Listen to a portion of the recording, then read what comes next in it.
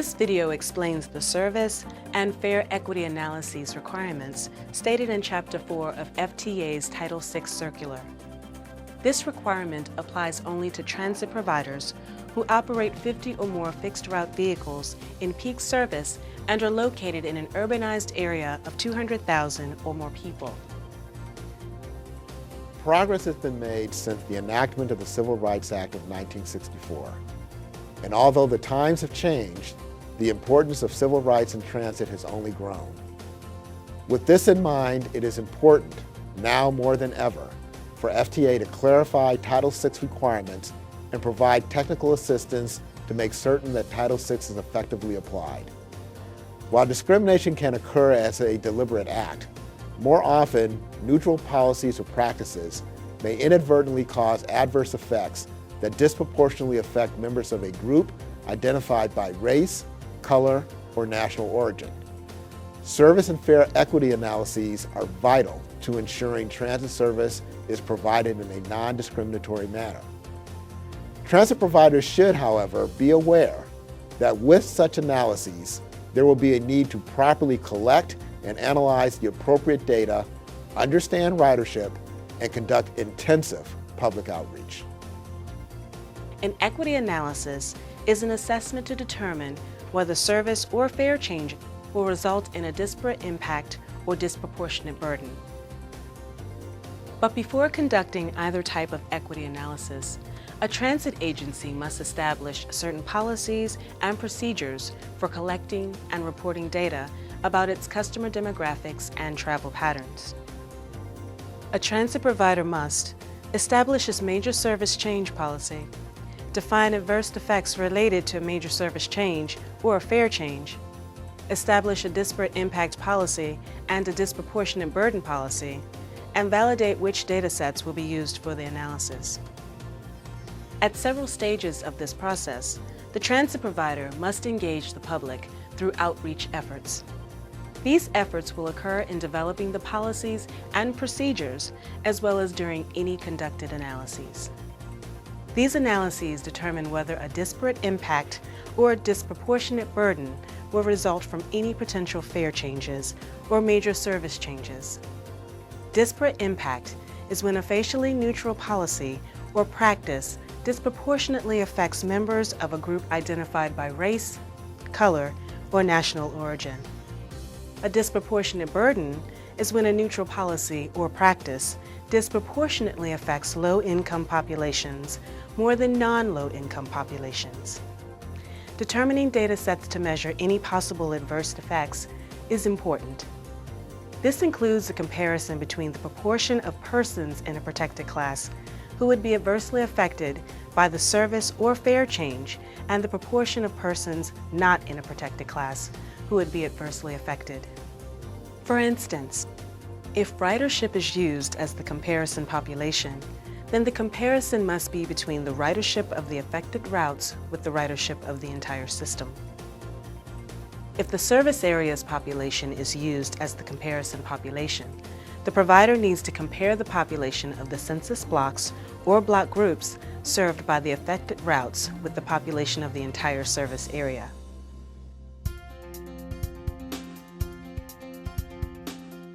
A service equity analysis has two components: service equity analysis for minority populations and service equity analysis for low-income populations.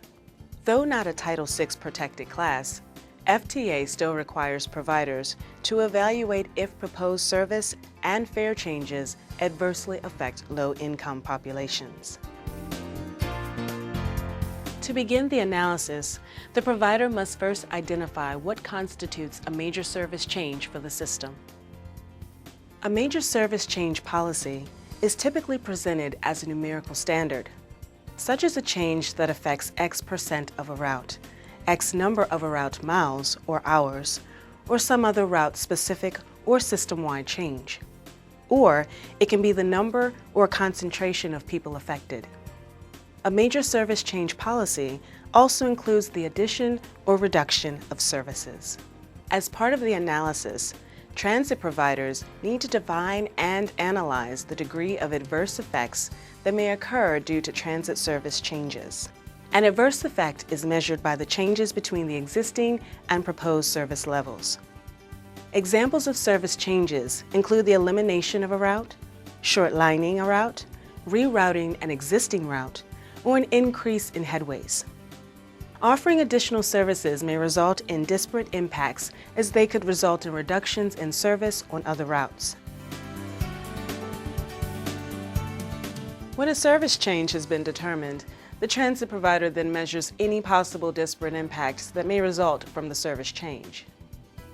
This policy establishes a threshold for determining when adverse effects of service changes are borne disproportionately by minority populations.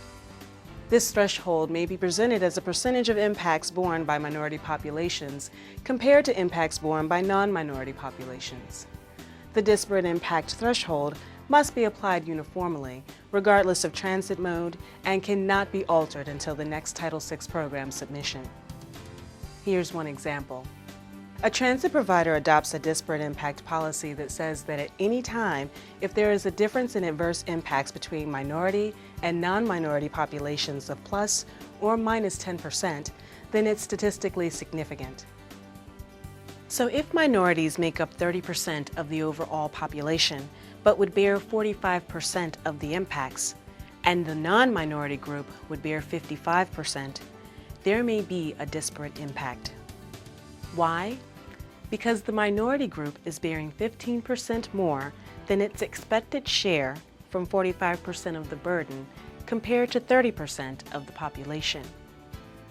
The non-minority group, on the other hand, is bearing 15% less than its expected share of 55% of burden compared to 70% of population. So by applying the 10% disparate impact policy, a disparate impact is revealed. A transit provider must then consider modifying the proposed changes to avoid, mitigate, or minimize this disparate impact.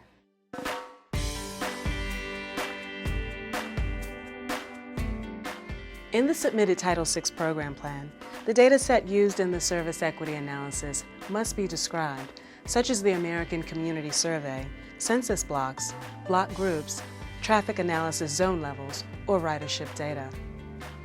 When relying on population data instead of ridership data, the choice of data set should be the smallest geographic area that reasonably has access to the bus or rail stop or station. The standard adopted should reflect a grantee's ridership and the specific service analyzed. For example, studies show that passengers will generally walk up to 1/4 mile to a bus stop or 1/2 mile to a light or heavy rail station, or drive up to 3 miles to a commuter rail station. When a portion of the area is within the walking or driving distance just mentioned, data can be used from an entire census block or block group. The following framework explains how a provider can evaluate the impacts on minority populations of the proposed service changes. Ridership is the appropriate comparison population when making headway changes, eliminating a route, or increasing service to an area currently served by the transit system. The transit provider should compare the ridership of the affected route to the ridership of their entire system. However, the transit provider can compare the population of service areas when proposing to service a neighborhood or corridor not previously served by the transit system. Here, the transit provider would compare the population served by the proposed route to the population in the overall service area through census blocks or block groups. But what if a provider needs to propose a major service change that involves both headway changes and a new service to a neighborhood? The provider should select either ridership or population of the service area and conduct an analysis using the same comparison population. It's extremely important to not mix and match comparison methods. Ridership of affected routes should be compared to the ridership of the system. Population of census blocks or block groups should be compared with the population of the service area. If a provider determines that the correct population base is ridership, they'll need to state the reason why in the Title VI program plan submission. This is done by analyzing information generated from ridership surveys. If a provider determines that the correct population base is census blocks or block groups, the provider needs to document the reasons for selecting this population base and then prepare maps of the routes that would be affected. These routes should be overlaid on a demographic map of the service area in order to study and better understand who the affected populations will be. When reporting the service equity analysis, regardless of how the transit provider calculates the population base, each service change analysis must compare existing service to proposed changes and calculate the absolute change as well as the percent change. The calculated percentage and absolute changes will then be analyzed by applying the transit agency's adverse effects definition and disparate impact threshold. This will help determine whether the proposed service change will result in a disparate impact. This data should be reported in tabular format. If the transit provider finds potential disparate impacts and makes modifications in order to avoid, mitigate, or minimize them, they then need to reanalyze the proposed changes in order to determine whether the modifications actually removed the potential disparate impacts. The transit provider may choose not to alter its proposed service changes despite finding a potential disparate impact. This is only permissible if the transit provider can give a substantial legitimate justification and there are no alternatives that would have a less of a disparate impact. The provider still needs to analyze alternatives to determine whether they result in less of a disparate impact than the original proposal. The provider then must implement the least discriminatory alternative. When the transit provider identifies a disparate impact, they should always provide an opportunity for public comment on any proposed mitigation measures, including the less discriminatory alternatives that may be available. In addition to the service equity analysis for minority populations, the transit provider needs to also conduct a service equity analysis for low-income populations. The definition for a major service change policy and adverse effects are the same for both groups. Like the disparate impact policy, a transit provider needs to develop the disproportionate burden policy. This defines the statistically significant disparity between low-income and non-low-income populations as presented as a percentage of the impacts borne and applied uniformly across the income groups. The data set used for the service equity analysis for minority populations, either ridership or population, should also be used for the service equity analysis for low-income population. This analysis compares the existing service to proposed service and calculates the absolute change as well as the percent change. Transit providers then determine whether their proposed change will result in a disproportionate burden. This is done by comparing the proportion of low-income populations adversely affected to non-low-income populations adversely affected. Note that the minority population is excluded in this calculation and that the service change analysis is expressed as a percent change in tabular format. If low-income populations bear a disproportionate burden from a proposed major service change, transit providers should take steps to avoid, minimize, or mitigate impacts where practical. They should also describe alternatives available to low-income passengers affected by the service changes. Another Title VI requirement is conducting a fare equity analysis, which applies to all fare changes, whether it is an increase or decrease in fare or fare medium, or structure change. As with the service equity analysis, FTA requires transit providers to evaluate whether a fare change results in a disparate impact or a disproportionate burden. If a provider wants to increase or decrease fares, alter certain transit modes, change fare payment type, or change fare media, they should use ridership data collected from a survey. The ridership data determines whether minority and low-income riders are disproportionately more likely to use the mode of service, payment type, or payment media that is proposed to be changed. Ridership data is more effective in providing information since census data does not convey what type of fare people use. Just like a service equity analysis, in reporting the analysis, providers need to describe the data sets used, as well as techniques and technologies used to collect the data. To conduct the actual analysis, transit providers need to do the following. Determine the number and percent of users of each fare media being changed. Compare fares before and after the change. Compare the difference between minority users and majority users for each particular fare method. Compare the difference between low-income users and overall users for each particular fare method. After the analysis is complete, transit providers then assess impacts. Transit providers should evaluate separately the impact of proposed fare changes on minority and low-income populations. Transit providers need to develop a policy for measuring disparate impact and determine whether minority riders are bearing a disparate impact between the existing cost and the proposed cost. When evaluating minority populations versus non-minority populations, the disparate impact can be defined as a statistical percentage, must be applied uniformly regardless of fare media, and cannot be altered until the next Title VI program plan submission. If a transit provider finds a disparate impact and modifies the proposed fare changes, the transit provider must then reanalyze the proposed changes to determine if the modification actually eliminates the disparate impact.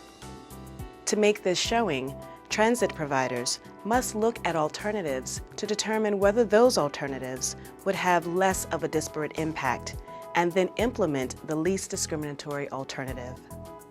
If a transit provider chooses not to alter the proposed fare change despite a disparate impact on minority ridership, a transit provider can do so only if there is a substantial and legitimate justification for the proposed fare change and there are no alternatives that would have a less disparate impact. If the provider's substantial legitimate justification for not altering their proposed change is not supported in the equity analysis, the disparate impacts violate Title VI regulation. The provider needs to submit factual support to justify the disparate impacts. Otherwise, the provider must revisit the fare change and make adjustments. When the provider identifies a disparate impact, they need to inform the public. This gives the public a chance to comment on any proposed mitigation measures, including less discriminatory alternatives. Transit providers need to develop a fare equity analysis policy to measure the burden of fare changes on low-income riders. This is necessary to determine when low-income riders are bearing a disproportionate burden between the existing fare and the proposed fare change. After the conclusion of the analysis, if a transit provider finds that low-income populations will bear a disproportionate burden, they should take steps to avoid or mitigate the impacts. They should also describe alternatives available to low-income populations affected by the fare changes. When conducting a fare equity analysis for low-income populations, the impact may be defined in a statistical percentage. The disproportionate burden must be applied uniformly regardless of fare media and cannot be altered until the next Title VI program plan submission. If a transit provider has or is about to implement a New Start, Small Start, or other new fixed guideway capital project, then they must conduct a service and fare equity analysis at least 6 months before the beginning of revenue operations, whether or not the proposed changes rise to the level of a major service change. All proposed changes to parallel or connecting service must also be examined. If the transit provider is operating the capital project and someone else is building it, then the provider is responsible for the analysis.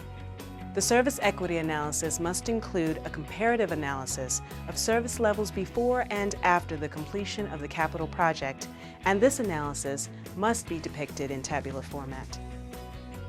The purpose of this analysis is to determine whether the proposed service changes, which are a result of the capital project, will lead to a disparate impact and/or disproportionate burden. For all 4 types of analyses, when the research and data gathering is complete, the transit provider's governing entity needs to be briefed on the equity impacts. The approved service or fair equity analysis, including documentation that supports the governing entity's consideration, awareness, and approval of the analysis, is submitted with the next scheduled Title VI program submission. As a federal agency, FTA is charged with upholding Title VI and uses service and fair equity analysis to ensure that neither minority nor low-income populations are discriminated against in the use and service of public transit. Upon request, FTA can provide technical assistance related to methodology and analysis prior to any action being taken by a transit provider's governing body. FTA encourages transit providers to contact their FTA Regional Civil Rights Officer for technical assistance with a service or fair equity analysis.